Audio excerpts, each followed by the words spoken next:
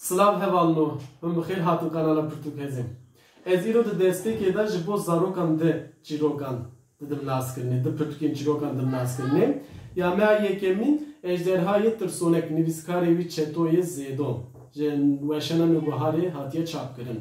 Di vanê de lehengê me leheng me gotu ku yani di filmekî yan di pirtûkekî de kesî ku di derheta wî de zêde mijar yani zêde were behîskirin ji wan re dibêjin leheng. Lehengê vê pirtûka me jî ejderhayê tirsonek de mamû û dînazorin. Mamû ji bo fîlan ew pozê wan dirê ji bo fîlan dibêjin mamû.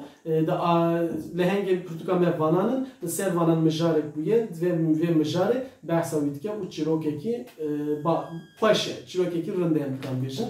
Çîroka me duyemîn jî gurê kubar nivîskar Çetoyê Zêdo ji weşanê Nûbiharê hatiye çapkirin. Di gurê kubar da jî kubar yani ji merivekî nazik, merivekî şîrin wek xweşik re tê gotin.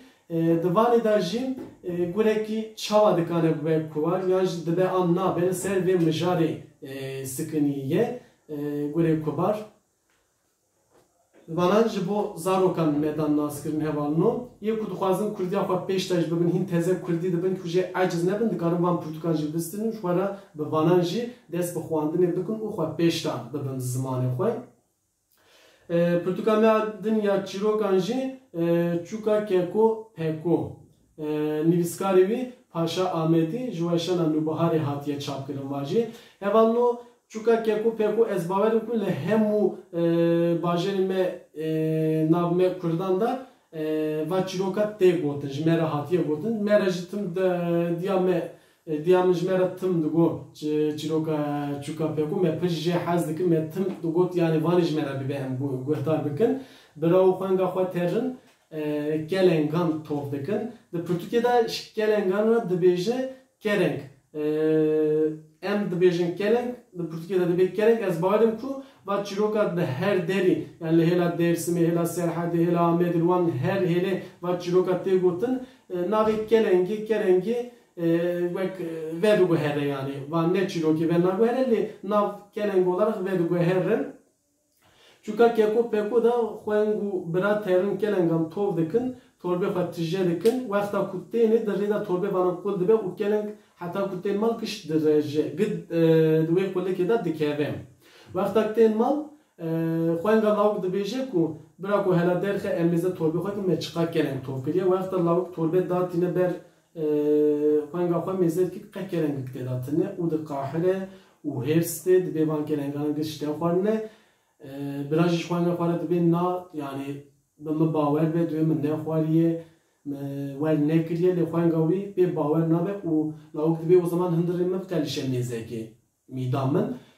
Dibê temam tere kerî tîne hindirê birayê xwe qelîşe mêzekê keleng tê de tin awê deqê ax û waxtike min çima aha kir min birayê xwe bawer nekir û li wir dihetike dibê ya Rebbî tu min bikî çûçikek pepo ez keko ez firdim û li her derî bibêjim Çûka Keko Peko pranavim bibe Çûka Keko Peko ez li her derî behsa birayê xwe û kuştina wî bikim min çawa kuştiye dibêje cem me wer digo kê kuşt yani çûçik teril ciyan dise û nûrê dibê kê kuşt min kuşt kê şûşt min şûşt kê hilanî min hilanî li hêla me wer dibêjin.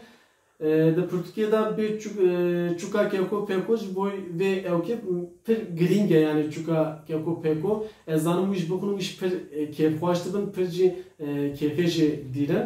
Wekî din çend çîrokê din di vê Pirtûkê de hene ya heft biran jî di vira de heye ya keçika sêwî û damariya wî jî di vê Pirtûkê de em dikarin bibînin. Çîrokên xweş in wexta ku me dixwîne me jî jê kêfxweş dibe.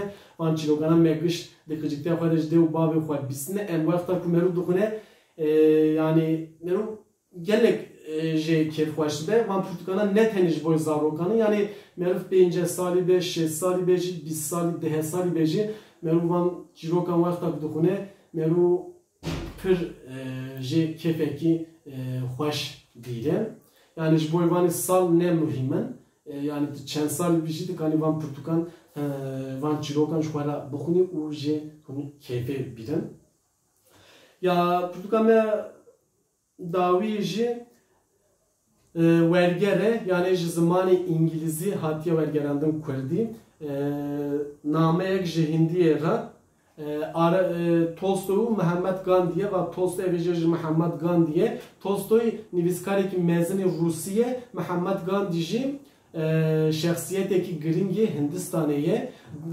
Bi rêya mektûbê li ser bindestiyê, li ser şer, li ser hezkirinê dipeyivin.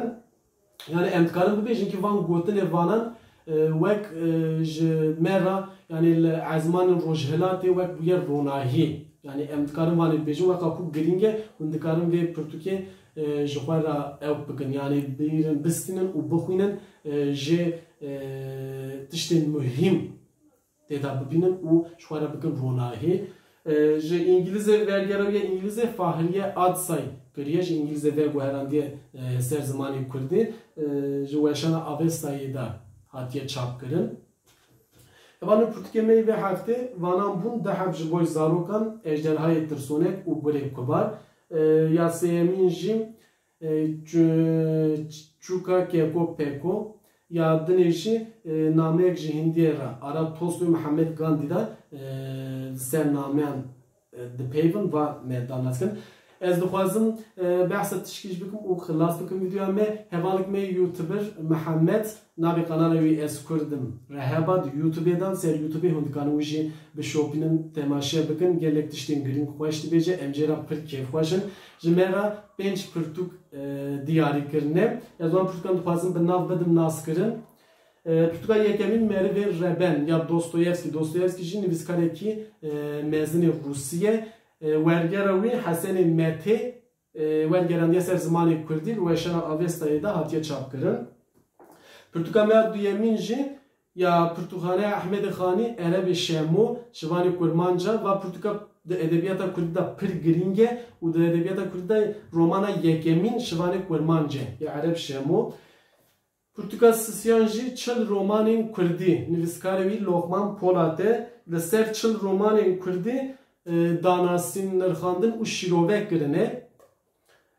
Pirtûka me din jî Bin Hamid û Blanka vaj nivîskarê Francois Rene de nivîskarekî Fransîz e wergera wî jî Mehmet Emin Hevîdar kiriye.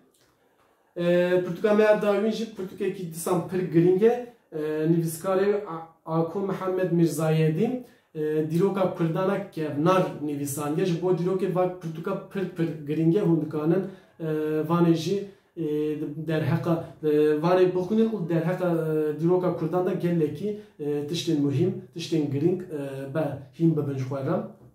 Em dîsan ji bo van pirtûkê ku ji me re diyarî kirine ji hevalê Mihemed re pir spas dikin û em jê re gelekî kêfxweşin ji vê van diyariyê wîn spas dikin. Hûn dikarin me li ser YouTube'ê bişopînin, biêcîbînin, hevalno abone bibin û ji hevalê xwe re jî tavsiye bikin ku va xebata ku em ji bo zimanê Kurdî dikin va xebata ku em li ser pirtûkan dikin bira daha mezin bibe û malbata me daha jî fireh bibe. Em hatin dawiya videoya xwe hevalno mek pirtûkê xwe yên vê heftê jî da nasîn. Hûn tev bimînin di xêr û xweşiyê de şeva we û êvara we baş bibe.